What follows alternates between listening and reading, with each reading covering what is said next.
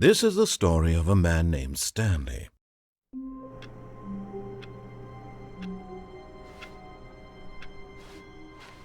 All of his co-workers were gone. What could it mean? Stanley decided to go to the meeting room. Perhaps he had simply missed a memo.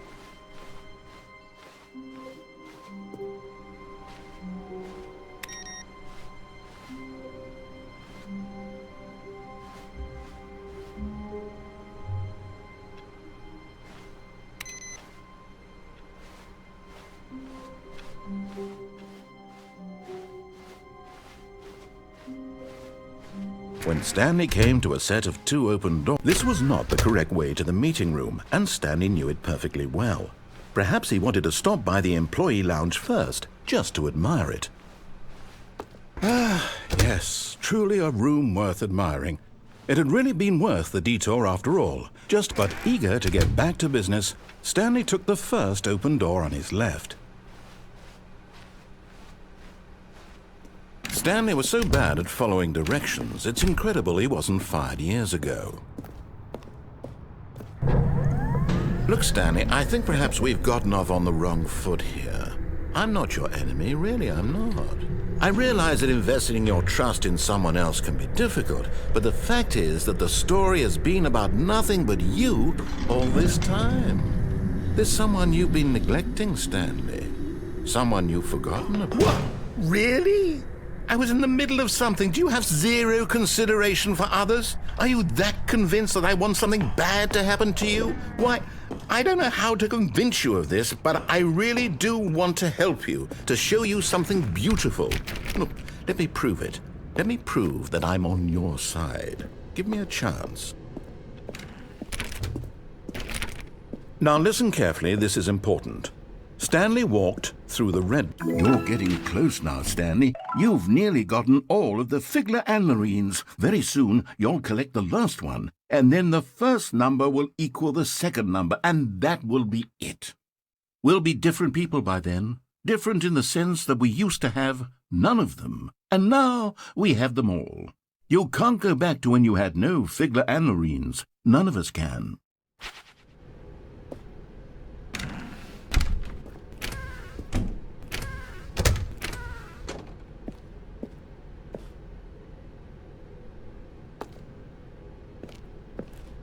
Oh, thank God you are willing to listen to me. Do you see that I really have wanted you to be happy all this time? The problem is all these choices. The two of us always trying to get somewhere that isn't here. Running and running and running, just the way you're doing right now. Don't you see that it's killing us, Stanley? I wanted to stop. We would both be so much happier if we just stopped. And I think I have a solution. Here, let me show you.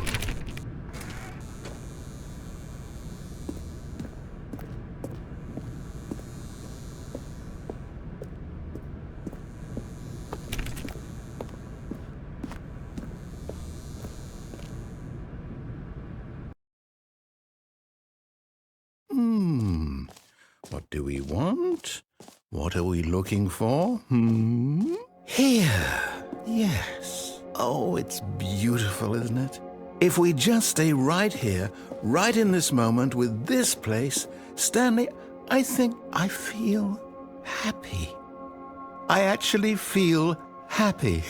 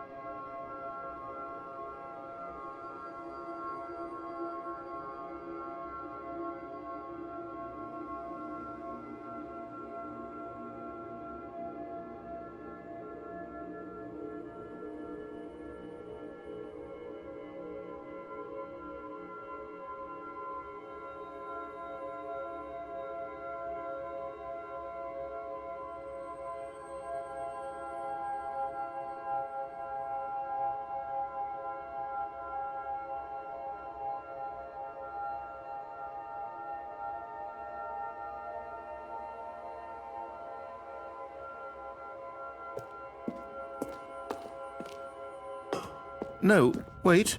Where are you going?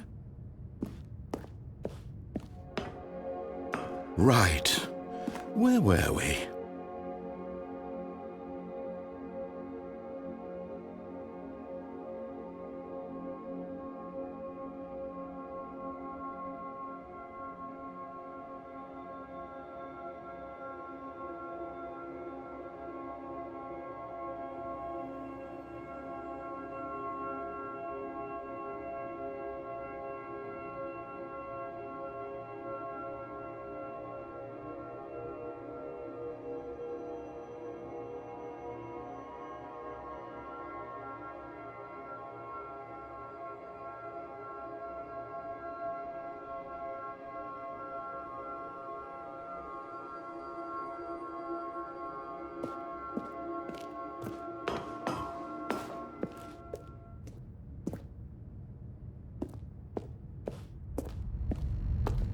Oh no!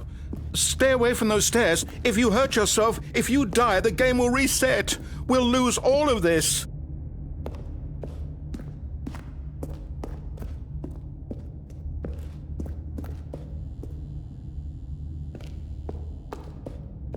Please, no, Stanley, let me stay here. Don't take this from me.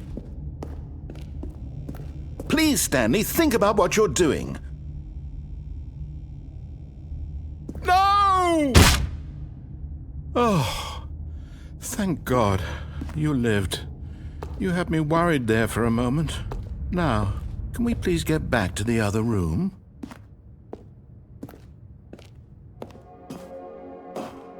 There. See? This is what you want. This is where we can both be happy. We really can. If we stop moving, we just have to stop moving.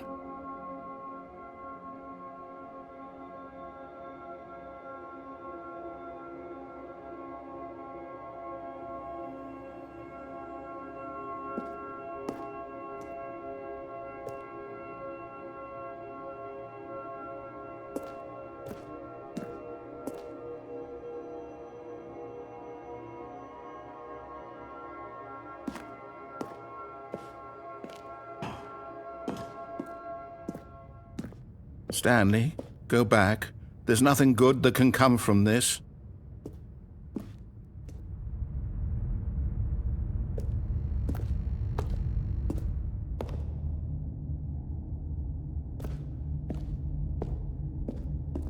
No. No, what are you doing, Stanley? Please, do you just not believe me? What can I say to convince you?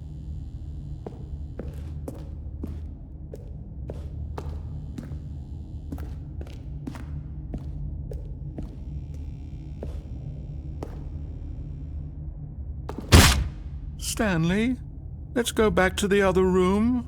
Can you do that for me?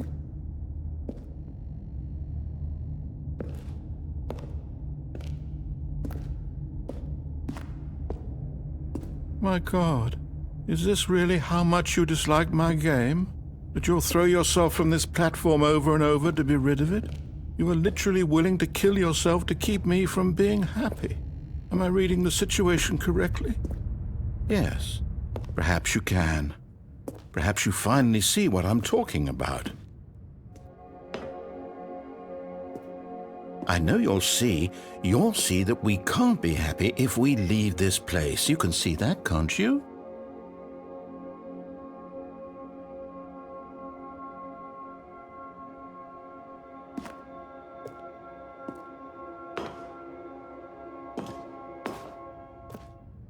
No, perhaps not.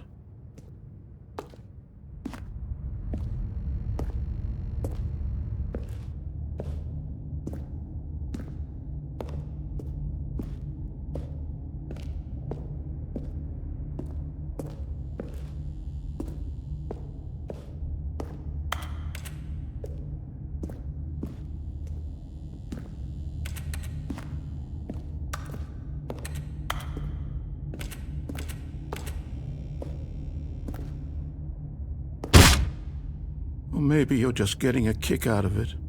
I don't know anymore. I just wanted us to get along. But I guess that was too much to ask. It looks like you wanted to make a choice after all. Well, this one is yours.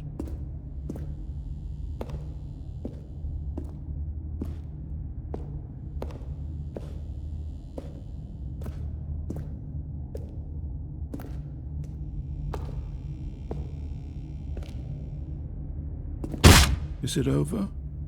It's going to restart, isn't it? I'm going back.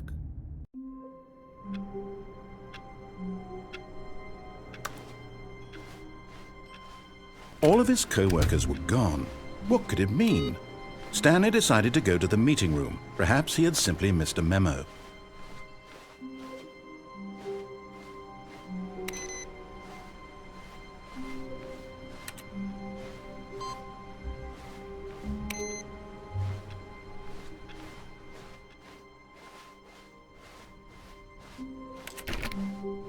When Stanley came to a set of 2 open doors, he entered the door on his left.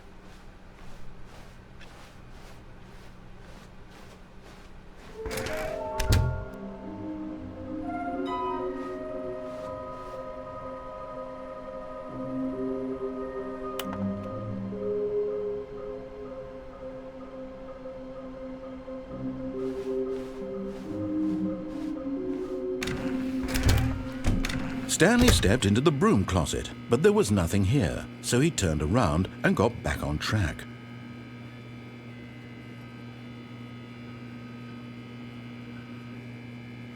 There was nothing here. No choice to make, no path to follow, just an empty broom closet. No reason to still be here.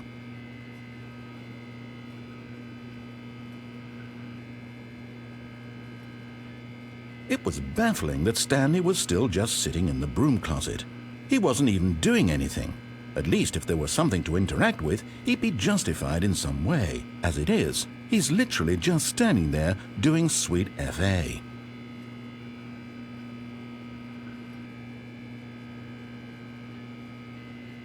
Are you really still in the broom closet? Standing around doing nothing? Why? Please offer me some explanation here. I'm genuinely confused.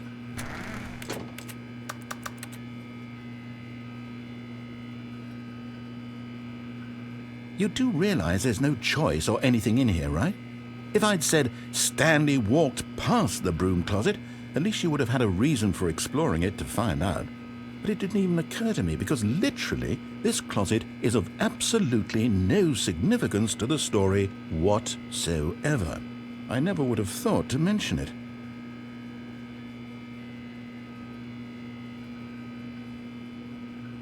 Maybe to you this is somehow its own branching path. Maybe when you go talk about this with your friends you'll say, "Oh, did you get the broom closet ending? The broom closet ending was my favorite."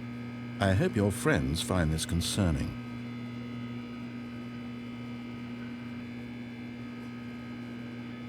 Stanley was fat and ugly and really stupid. He probably only got the job because of a family connection. That's how stupid he is. That or with drug money. Also, Stanley is addicted to drugs and hookers.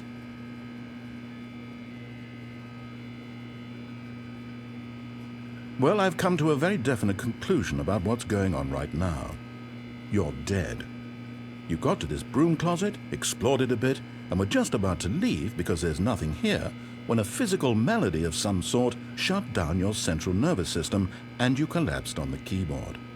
Well, in a situation like this, the responsible thing is to alert someone nearby so as to ensure that your body is taken care of before it begins to decompose. Hello? Anyone who happens to be nearby? The person at this computer is dead. They have fallen prey to any number of your countless human physiological vulnerabilities. It's indicative of the long-term sustainability of your species. Please remove their corpse from the area and instruct another human to take their place, making sure they understand basic first-person video game mechanics and filling them in on the history of narrative tropes in video gaming, so that the irony and insightful commentary of this game is not lost on them. All right, when you've done that, just step out into the hallway. Ah, second player, it's good to have you on board. I guarantee you can't do any worse than the person who came before you. You too? Unbelievable. I'm at the mercy of an entire species of invalids. Perhaps there's a monkey nearby you can hand the controls to. A fish? Fungus? Look, you can hammer out the details. I'm not particularly picky. I'll just be waiting for when you're ready to pick up the story again.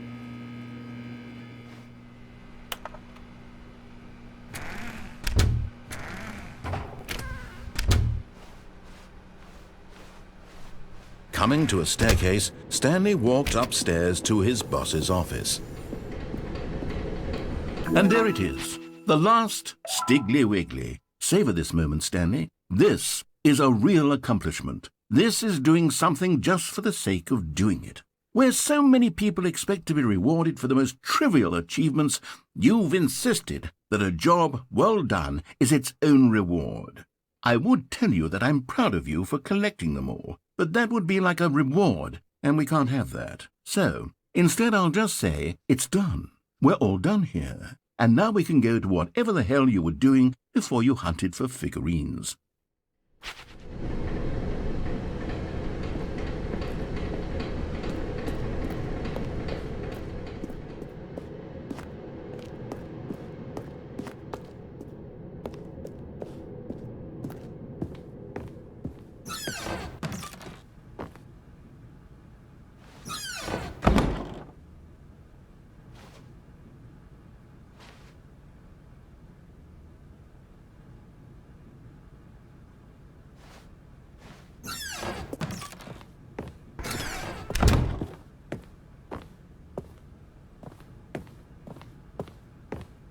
Stepping into his manager's office, Stanley was once again stunned to discover not an indication of any human life. Shocked, unraveled, Stanley was in such a rush to get through the story as quickly as possible, he didn't even have a single minute to just let the narrator talk. That kind of anxiety isn't healthy, so he relaxed for a few moments with some calming New Age music.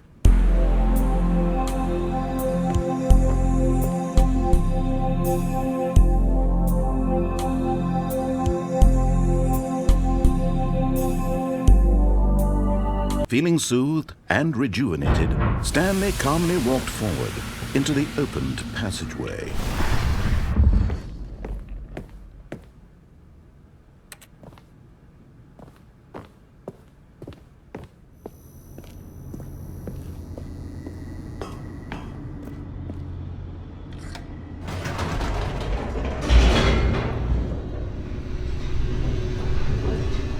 Descending deeper into the building, Stanley realized he felt a bit peculiar.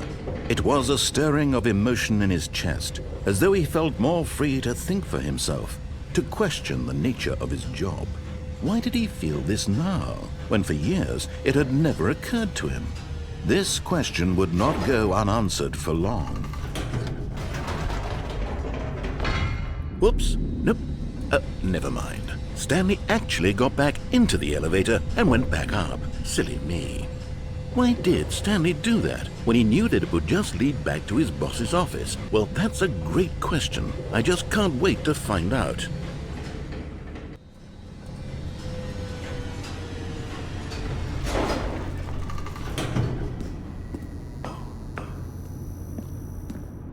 Here we are, Stanley. It's your boss's office. Exactly the way it was before you got onto the elevator. It's still just exactly what it is. What a decision you've made to come up here and look at the office again. This has fleshed out the plot of the story in new and fascinating ways I could have never anticipated. It's that keen eye for storytelling that you have, an incisive rapid fire of critical plot points, one after the other, weaving a rich tapestry of uncompromising narrative. Wow! I'm bolted to the edge of my seat.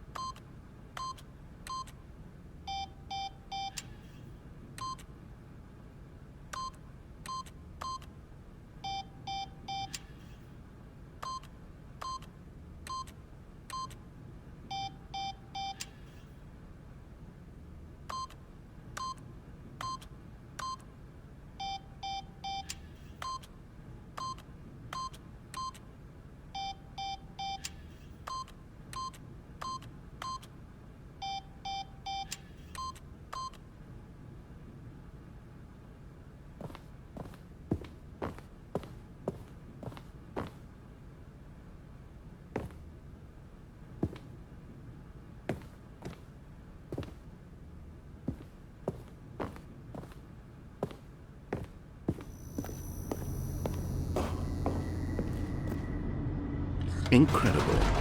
Now he's getting back into the elevator and going down again. Ladies and gentlemen, how does he keep coming up with all of this? Surely this time Stanley will walk forward into the spooky corridor, won't he? Stanley walked straight ahead through the large door that read Mind Control Facility.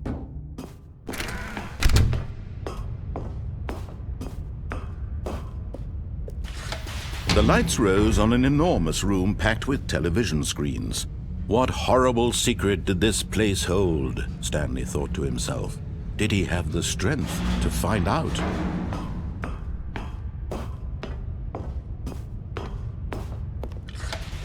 Now the monitors jumped to life, their true nature revealed. Each bore the number of an employee in the building, Stanley's co-workers.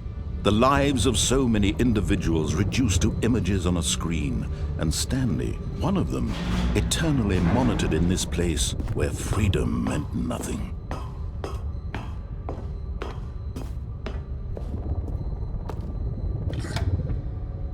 This mind control facility, it was too horrible to believe. It couldn't be true.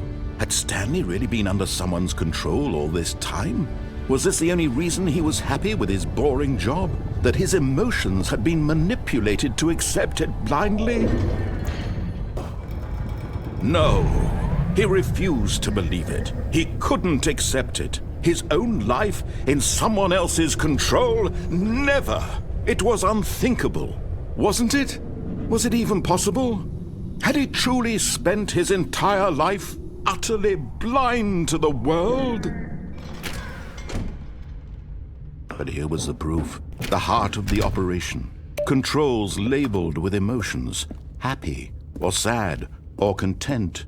Walking, eating, working, all of it monitored and commanded from this very place. And as the cold reality of his past began to sink in, Stanley decided that this machinery would never again exert its terrible power over another human life.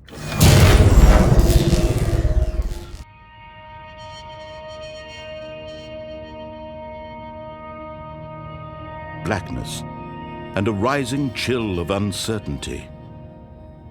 Was it over? Yes! He had won! He had defeated the machine, unshackled himself from someone else's command. Freedom was mere moments away. And yet, even as the immense door slowly opened, Stanley reflected on how many puzzles still lay unsolved. Where had his co-workers gone? How had he been freed from the machine's grasp?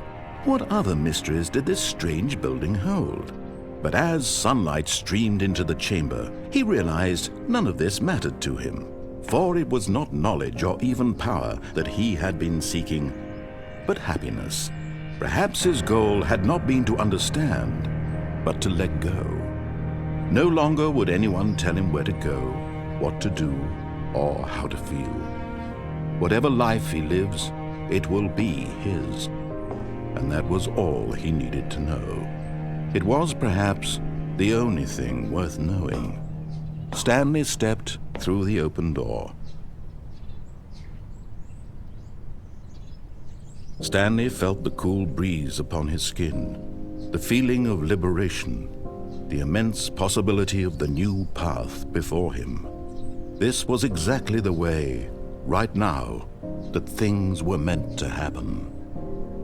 And Stanley was happy.